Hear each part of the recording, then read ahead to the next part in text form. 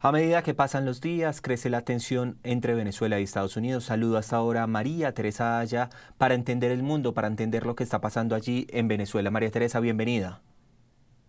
Pablo, buenas tardes, buenas noches, ¿cómo estás?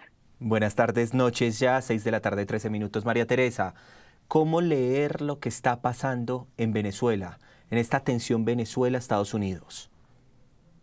Pablo, lo primero que se me viene a la cabeza es que hay tres escenarios posibles. Empecemos con este escenario que nos describía CNN en este momento, y ese sería tal vez el escenario, el peor escenario. Ataques quirúrgicos que pueden darse dentro del territorio venezolano implicarían de alguna manera que Venezuela tenga que reaccionar escalando la violencia, escalando la tensión, atacando, por ejemplo, algunas de las naves que están en el Caribe, mandando aviones, esta vez no solamente para hostigar, sino para atacar, implicaría un escalamiento de la violencia, una escalada muy fuerte del tema bélico en la región, no solo en el Caribe y en Venezuela, sino que de alguna manera impactaría en la seguridad de la región. Y desafortunadamente tenemos que en este momento ese es un escenario que tiene una probabilidad, digámoslo, media, media alta, comparado con otros escenarios como puede ser el escenario con la probabilidad más baja. Me voy a ese entonces, que sería el escenario de que funcione la diplomacia regional, que funcionen los mecanismos como la CELAC, que ya vimos que está bastante dividida, que funcionen países como Brasil, México o Colombia, que puedan intervenir y tratar de negociar con las partes, prometiendo, por ejemplo, más pie de fuerza para la guerra contra las drogas, algo de ese estilo, pero como les digo, ese sería el escenario con la probabilidad más baja, desafortunadamente. Entonces tenemos dos escenarios, alto, bajo, y en la mitad seguir tal y como vamos, Pablo, un escenario de presión al gobierno de Maduro, un escenario de mantener las fuerzas cerca a las aguas territoriales de Venezuela, de mantener la presión con la recompensa, con los ataques, por ejemplo, de interdicción o a lanchas rápidas que salgan por el Caribe. Y ese es un escenario con una probabilidad media, también está entre los otros dos, y como vemos son escenarios que desafortunadamente el que tiene menor probabilidad es el de la diplomacia y la negociación. Es el de la diplomacia, con declaraciones como desde el presidente de los Estados Unidos, Donald Trump, que habla de derribar aviones en caso de que haya peligrosidad, y de Nicolás Maduro, que dice que si es necesario, alistarán el tema de guerra. ¿Cómo entender eso? Él dice, empiezo por el presidente Trump, derribar aviones si los siguen hostigando. Eso es un misil que puede salir de cualquiera de los destructores que están estacionados en este momento en el Mar Caribe. Para eso no se necesita hacer Una nada nuevo, probabilidad sino es pichar un media, botón y también disparar. está entre los otros dos. Entonces, ahí tenemos ese primer escenario. Luego, atacar dentro de Venezuela, como lo decía CNN, y decíamos un escenario que tiene una probabilidad media alta, y es atacar sitios quirúrgicamente, sitios donde opera el cartel de los soles, el tren de Aragua. Pero es que hay una bala que no dé en el blanco, sino que se desvíe por metros, kilómetros, puede generarnos un problema bélico muy fuerte. ¿Cómo reaccionaría Venezuela y qué es lo que ha dicho Venezuela? Que ellos estarían dispuestos, si se ven atacados, por ejemplo, a mandar aviones y no necesariamente los F-16. Recordemos que tienen arsenal ruso, los Sukhot, tienen drones de Irán que pueden atacar, por ejemplo, a los barcos que están estacionados en las aguas internacionales. No sé si les harían mucho daño o no, pero serían ataques a Estados Unidos y esto escalaría el conflicto sí o sí a unos niveles que no queremos ver en la región. María Teresa, de escalar ese conflicto en la región, ¿cuáles podrían ser las posibles afectaciones? Lo primero es Venezuela. En Venezuela pueden pasar dos cosas y las dos pueden pasar de manera casi que simultánea. La primera es que Maduro logre que la población frente a un enemigo común como es Estados Unidos atacando territorio venezolano diga, bueno, tratemos primero de resolver ese problema y después nuestro problema de democracia interna. Simultáneamente puede darse que la oposición se una y diga Estados Unidos bienvenido, aprovechen y denle con todo, por ejemplo, al fuerte Tibuna, donde se espera o se cree que está reunido Maduro con toda la gente más cercana a él y nosotros de aquí en adelante nos encargamos del país. Lo que sí es cierto es que habría una gran inestabilidad política y por ende económica en Venezuela durante las próximas horas, días, semanas después de los ataques.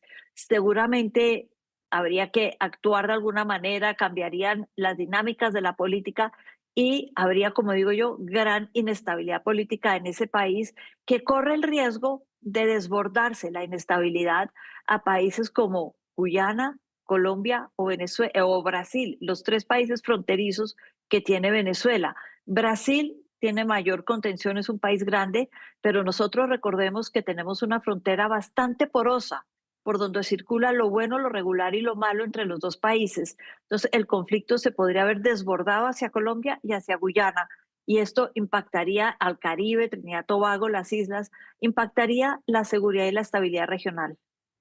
María Teresa, y se lo preguntaba por la región porque quiero que hablemos un segundo de Colombia, papel de Colombia, cómo ha visto, digamos, la participación del presidente Gustavo Petro y cómo se afectaría a nuestro país en caso de una escalada de violencia. En caso de una escalada, el actual gobierno en Colombia ha sido, digamos que, poco fuerte en sus declaraciones en contra de Venezuela. Por el contrario, es un país que, uno, llamó a la CELAC cuando Venezuela se lo pidió y vimos que la CELAC no pudo y no logró grandes mayorías. Como se dijo, no es cierto, no fueron grandes mayorías, está muy dividida la región y no se pudo de alguna manera cohesionar por parte de Colombia. Por otro lado, tenemos, como decía Pablo, esa frontera porosa, 2.219 kilómetros por donde entra lo bueno, hay que decirlo, lo regular y lo malo, lleno de trochas. En eso podríamos ver, uno, un aumento de la migración legal e ilegal. Dos, un aumento de esa migración de ilegales, de personas como Tren de Aragua, de personas que vienen por el ELN, de personas que realmente aumentarían la violencia también para nosotros en zonas clave de Colombia, que son las zonas fronterizas con Venezuela. Colombia sería sí o sí afectado si la violencia escala en Venezuela.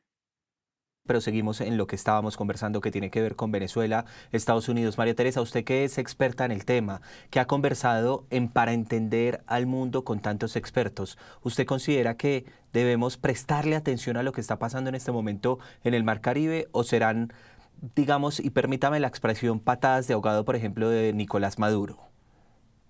Yo creo que hay que ponerle atención, Pablo, porque como Ujú. decía, tenemos una frontera viva de 2.219 kilómetros con Venezuela y lo que pasa en Venezuela refleja en Colombia. Lo bueno, lo regular y lo malo se refleja en este país. Y si estamos viendo que empiezan las candidaturas presidenciales, tenemos que entender que cualquiera que sea el próximo presidente tiene que tener a Venezuela como una prioridad en su agenda de todas maneras. Es un país importante para nosotros y yo creo que, como decíamos en los escenarios anteriores, pueden sonar a patadas de ahogado, pero si el presidente Trump decide atacar dentro de aguas venezolanas o territorio venezolano, va a generar una reacción, no necesariamente algo que esté pensado, estratégicamente planeado, pero sí una reacción por parte de Venezuela que va a afectar no solo a Colombia, al Caribe, a Trinidad, a Tobago, Guyana, a varios países en la región y va a tocar tomar decisiones conjuntas y de fondo frente a Venezuela. Además, fíjese en lo siguiente y con esto terminamos la conversación. Estados Unidos, el presidente Donald Trump considera que Nicolás Maduro es narcotraficante, que es el jefe del cartel de los soles número uno. Habla de la peligrosidad y en ese caso justificaría el derribamiento de aviones, pero también dice que si es necesario y internamente, digamos, tomaría decisiones en Venezuela. Ya todo esto hay que leerlo con mucho cuidado teniendo en cuenta esos anuncios entre líneas, María Teresa. Sí, muchísimo cuidado y como decía al principio, Pablo, esto se está convirtiendo cada vez más en un escenario cada vez, valga la redundancia, cada vez más posible en Venezuela. Y como tal, hay que estar preparados, como decía, lo que pueda pasar, el flujo de gente en la frontera, la violencia en la región y la respuesta a los ataques. Venezuela, además de las milicias, recordemos, tiene ejército que ha sido entrenado y que tiene armas rusas, iraníes y estos países puede que le den un apoyo, yo no creo que militar a Venezuela en este momento, están bastante disminuidos y tienen sus propios problemas en sus regiones, pero un apoyo y como digo, armas de estos países existen en Venezuela. Entonces ahí vemos una escalada cada vez más posible y muy peligrosa. María Teresa, le quiero agradecer mucho por habernos acompañado en este espacio en Noticias Caracol en Vivo estos minutos. Muchas gracias, Pablo. Buenas noches.